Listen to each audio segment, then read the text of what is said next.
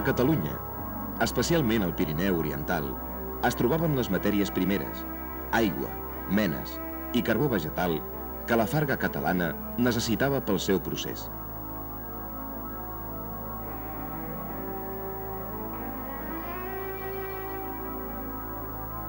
D'una banda, les fargues eren situades al costat dels rius per tal d'aprofitar la força motriu de l'aigua necessària per fer anar la roda hidràulica i per injectar aire al forn.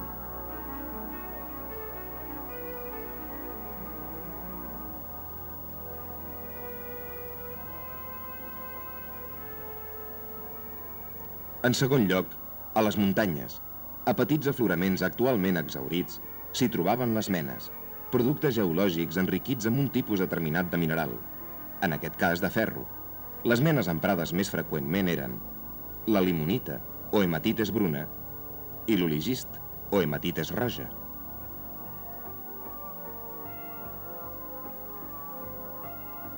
Finalment, els boscos possibilitaven l'obtenció del carbó vegetal, generalment de pins. El procés de carbonització de la llenya era de gran importància. Consistia en cremar-la amb deficiència d'aire. Primerament, hom construïa la carbonera amb una base de troncs que es recobria de llenya en una disposició estellada, més o menys regular, formant una espècie de túmul semiesfèric a l'entorn d'un forat per la sortida del fum.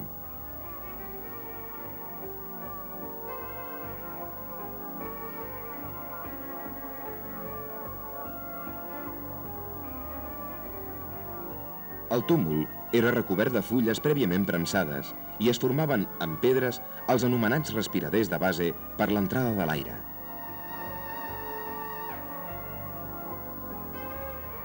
Finalment, tot el conjunt era recobert de terra.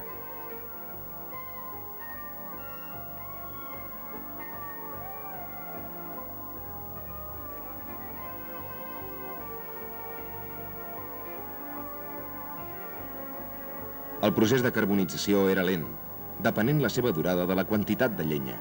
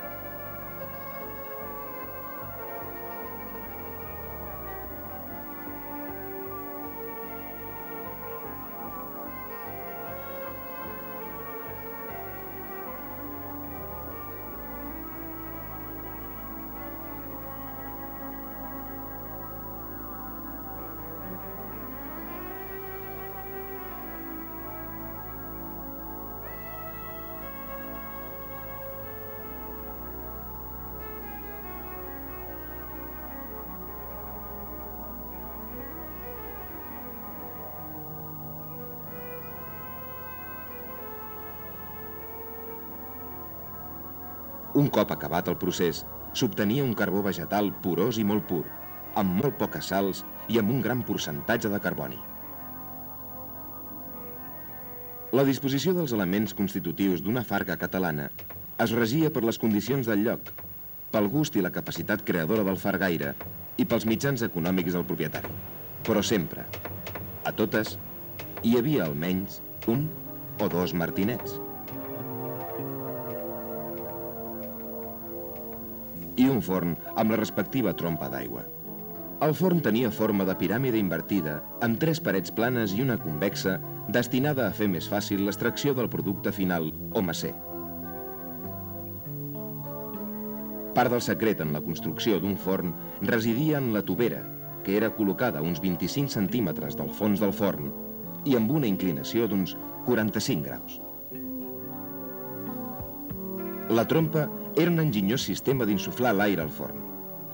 L'aigua del dipòsit, regulada pel trompill, baixava per un tub de secció uniforme, a la boca del qual hi havia un estrangulament anomenat espirall.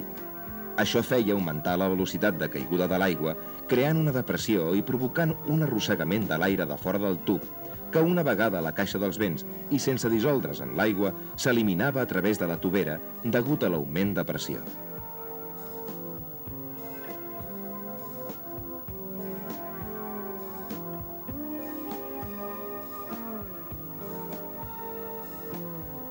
D'alguna manera, podríem dir que el funcionament de la farga comença al riu. L'aigua es desvia amb una resclosa cap a una canal que acaba en un salt per tal de moure la roda.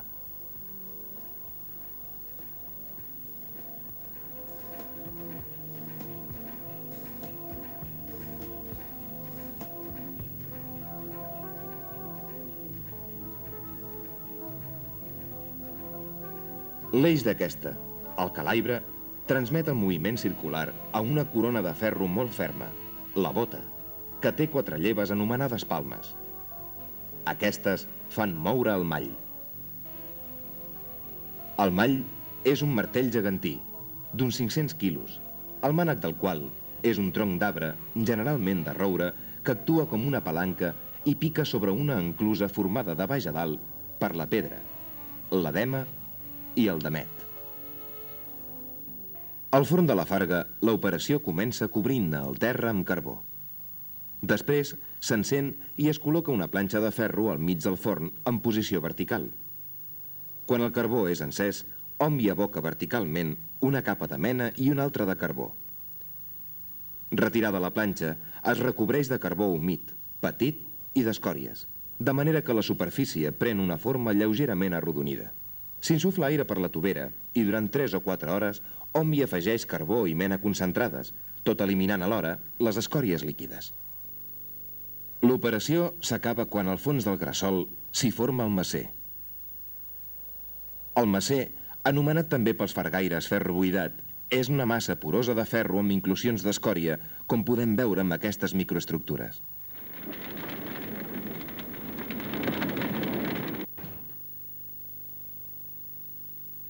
Després, comença l'operació més espectacular i crítica de la farga: treure el macer del forn i col·locar-lo sota el mall. El paper del mall consisteix primera i fonamentalment en eliminar escòries i compactar el macer porós. Aquestes noves microestructures corresponen ja a l'anomenat ferro batut, on per forja s'han eliminat els poros i les inclusions.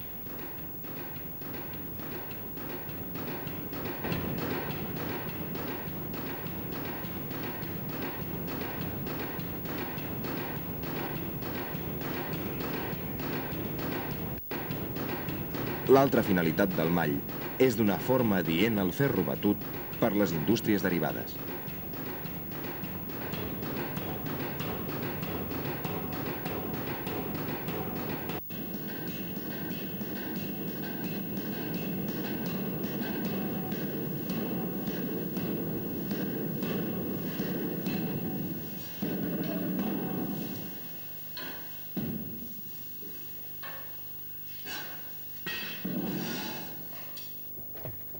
Les fargues produïen la primera matèria per a la indústria siderúrgica en diferents formes i qualitats.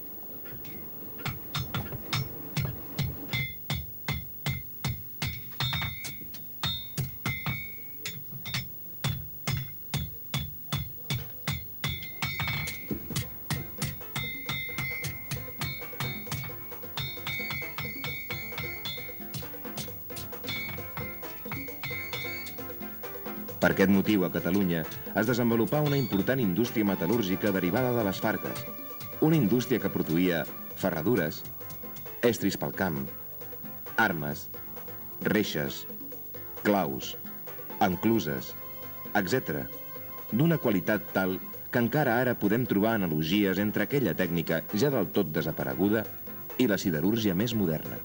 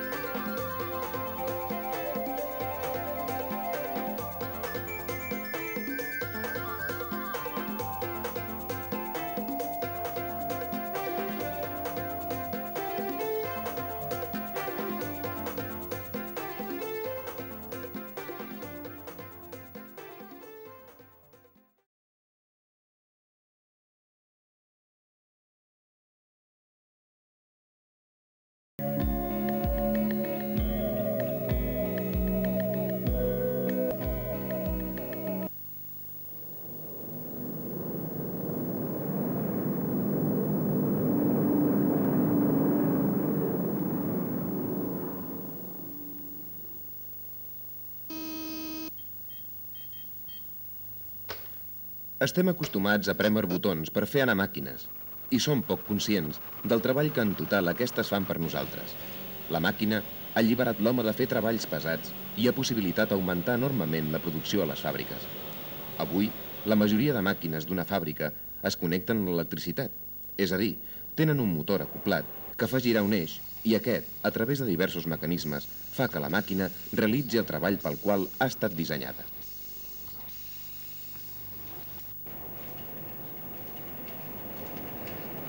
Podem afirmar que a mitjans del segle XIX, la màquina de vapor fou l'instrument que feia funcionar les màquines a les fàbriques mitjançant un sistema d'embarrats i corretges que duia a la màquina l'energia necessària per moure-la.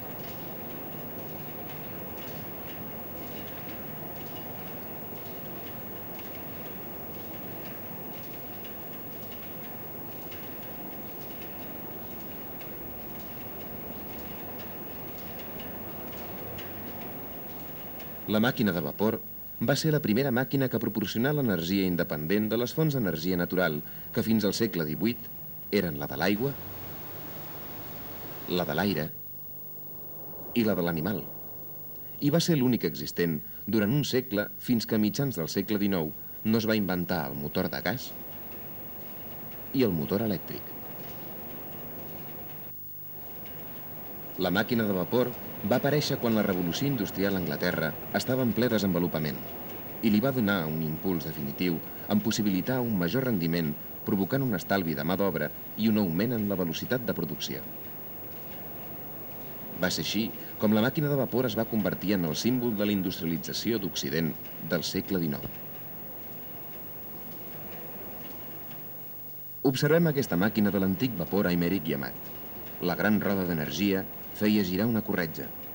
La part superior d'aquesta sortia per la finestra i la inferior per una altra obertura que hi havia al pis de sota. La corretja feia girar els embarrats.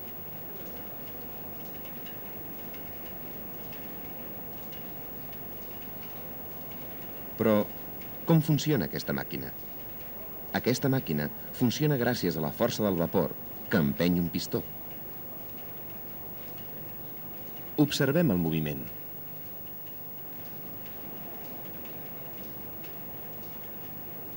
El vapor entra per la part superior. En la posició actual, el vapor baixa i ocupa la part dreta del cilindre, situat a la dreta de l'èmbol, representat en color groc. El vapor fa pressió i empeny l'èmbol cap a l'esquerra, al mateix temps que la vàlvula corredora es mou cap a la dreta fins que es queda en aquesta posició. El vapor entra per la banda esquerra del cilindre, empenyent l'èmbol cap a la dreta. El vapor de la part dreta surt per l'escapament que està connectat a l'exterior. I així es va repetint successivament. L'eix de l'èmbol fa moure la roda d'inèrcia o les rodes del tren.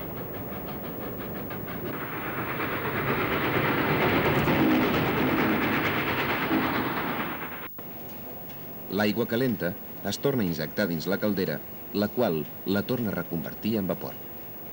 Un element característic de la màquina de vapor és el regulador de boles. Aquest aparell és un dels pioners de la regulació automàtica. És ben senzill. Servia per regular la velocitat de la màquina, és a dir, impedia que la màquina s'accelerés o es ralentís. Quan la màquina s'accelerava, les boles giraven més de pressa i per inèrcia s'aixecaven, i en aquest moviment disminuïa l'entrada de vapor. I si la màquina s'aturava, feia l'enrevés, s'obria més l'entrada d'aire. El regulador de boles el va inventar James Watt, reconegut com l'inventor de la màquina de vapor, encara que ell solament va ser el que la va perfeccionar de manera que fos rendible per aplicar-se massivament a la indústria. Les primitives màquines eren de balancí, com aquesta que veiem, i funcionaven per la pressió atmosfèrica, és a dir, es realitzava un buit en un cilindre, el qual feia baixar el pistó. En la primera màquina d'aquest tipus, realitzada per Newcomen, el vapor que s'injectava es refredava en el mateix cilindre. Watt va idear un condensador a part, amb la qual cosa el rendiment energètic es va quintuplicar. La màquina de vapor inventada al segle XVIII no solament va accelerar la industrialització, sinó que va canviar la seva localització, ja que la fàbrica es va poder independitzar dels llocs on havien d'aprofitar l'energia hidràulica.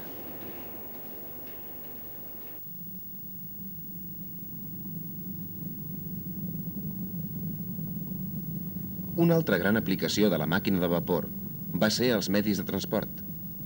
Primer, el vapor es va aplicar als vaixells, fent disminuir considerablement el temps de desplaçament.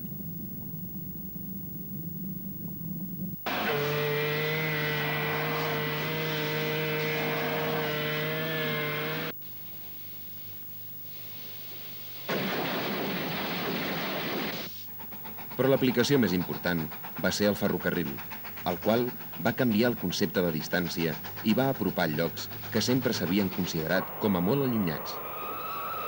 La màquina de vapor ha estat no tan sols el símbol, sinó també l'autèntic motor de la industrialització, i alhora que el fum i el soroll ens ha portat noves formes de treballar, de viatjar i de viure.